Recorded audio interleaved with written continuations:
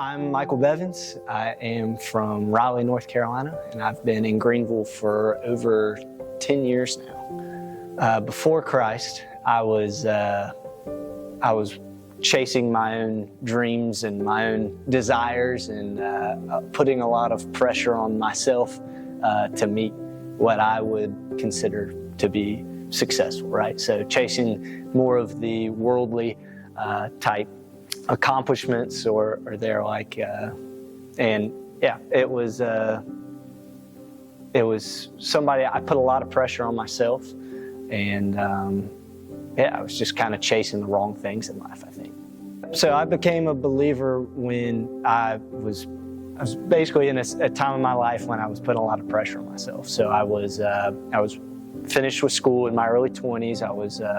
I was working full-time. I was in school part-time, trying to balance a relationship and friends and family and trying to meet everybody's my perceived expectations of not only myself but of what I thought of other people around me would perceive, and it became too much, and it was something that it came to a point where I just wasn't happy, and I wasn't feeling like I was valuing the right things in life, and it was got to a point where, you know, something's got to give. I'm not happy. I don't know what to do today even, and so it came to a point where I finally just said, I've got to stop. I've got to change, and so I prayed right then and there, and felt like a overwhelming calmness come over, and it was exciting, and what it was kind of a peace in, I can't do this. I can't walk this on my own. I've got to have help and understand that there's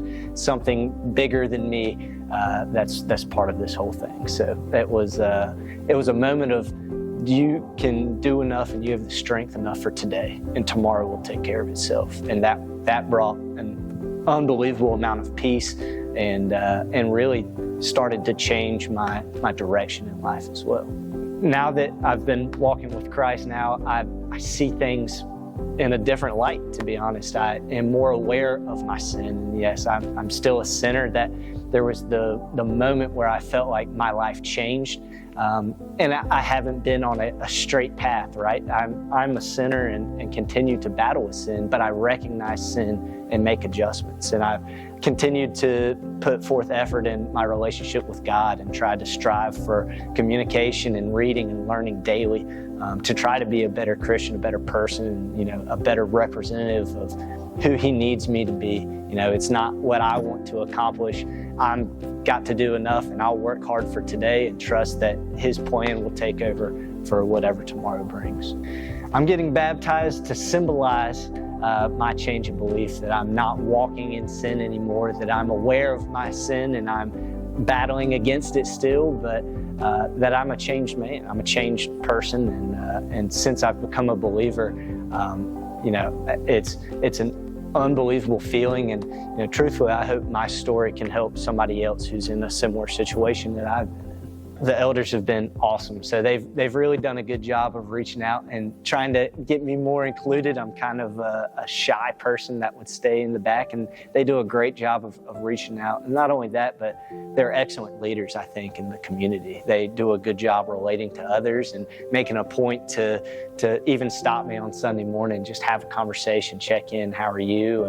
And I think they do an awesome job of not only, you know, embodying what it needs to be, you know, what a relationship with Christ looks like, but, you know, they're great role models for myself and others in our community as well. Another part of this baptism comes with me becoming a father. So my wife and I are expecting a son, our first kid, in the coming weeks, and it's been an unbelievable feeling to have, you know, we're going through all the different stages of preparation in the nursery and the car seats and all the things and otherwise, but the amount of love that I feel for my unborn son is unbelievable. And if I can feel that way about my son, whom I've never even met, you know, how much more does He love me? Like, does God love me? That has been just an awe-inspiring thought of, you know, it's I can't even put it into words, really.